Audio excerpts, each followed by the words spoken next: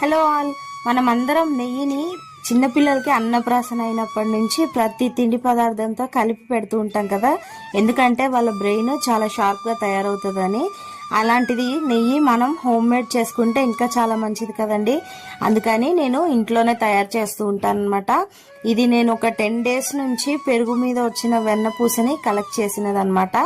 అది మిక్సీలో కొంచెం ఐస్ క్యూబ్స్ వేసేసి బ్లెండ్ చేస్తున్నాను. ఫస్ట్ ఒక 2 minutes బ్లెండ్ చేయగానే ఇట్లా క్రీమీగా తయారవుతుంది అనమాట.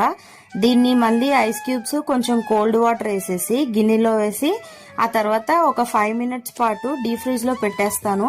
అప్పుడు ఈ క్రీమీ టెక్స్చర్ అంతా పైన ఒక గడ్డలాగా వచ్చేస్తుంది అనమాట. 5 minutes తర్వాత మళ్ళీ దాన్ని తీసి మళ్ళీ మిక్సీలో వేసి కొంచెం కోల్డ్ వాటర్ యాడ్ చేసి దాన్ని ఒక 10 minutes పాటు కంటిన్యూగా బ్లెండ్ చేసేస్తాను. అప్పుడు కంటిన్యూగా బ్లెండ్ చేసినప్పుడు ఏమవుతుందంటే చక్కగా వెన్నపూస గడ్డగడ్డగా ఇలా పైకి తేలిపోద్ది, మజ్జిగ అంతా కిందకి వెళ్ళిపోద్ది అనమాట.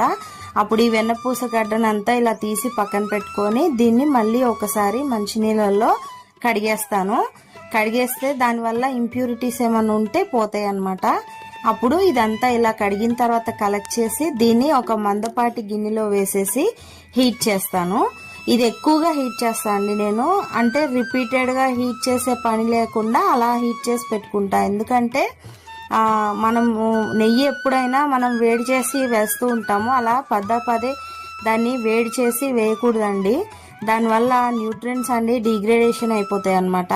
సో ఇదిగోండి, నేను మరగపెట్టేటప్పుడు ఒకసారి 4 యాలక్కాయలు 4 కరేపాకు రెబ్బలు వేసేసి ఇలా గోల్డెన్ బ్రౌన్ వచ్చే వరకు మరిగిచ్చేసి దీన్ని ఫిల్టర్ చేసేస్తాను అనమాట. ఎందుకంటే మంచి గోల్డెన్ బ్రౌన్ వచ్చే వరకు ఒకేసారి మరిగిచ్చేసుకొని ఇంకా పక్కన పెట్టేస్తాను, స్టోర్ చేస్తాం కాబట్టి. సరిగ్గా మరగకపోయినా అది వాసన వచ్చేస్తుంది. సో అందుకని ఇలా గోల్డెన్ బ్రౌన్ వచ్చేంత వరకు మరిగిచ్చిన తర్వాత మంచి పల్చటి కాటన్ క్లాత్ తీసుకొని దాంతో ఫిల్టర్ చేసేస్తున్నాను. ఇలా ఫిల్టర్ చేసిన దాన్ని ఫ్రిడ్జ్ లో పెట్టిన తర్వాత మంచిగా పూసగా తయారవుతుంది అనమాట. ఇది జాగ్రత్తగా అలా ఫ్రిడ్జ్ లోనే స్టోర్ చేసేస్తాను.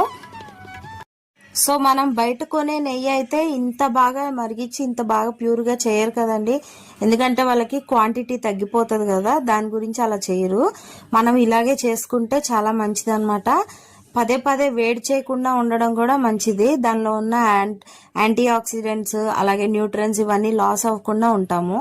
సో ఇలా చేసుకున్న దాన్ని మంచిగా స్టోర్ చేసుకుని ఇలా పూసగా ఉన్న నెయ్యిని మంచి వేడి పదార్థాల మీద వేసుకొని తింటే ఆరోగ్యానికి కూడా చాలా మంచిది అనమాట. పిల్లలకి కూడా ఇలాగే వేడన్నం మీద ఇలాగే శుద్ధగా ఉన్న నెయ్యిని వేసేసి చక్కగా కలిపి పెడితే చాలా మంచిది.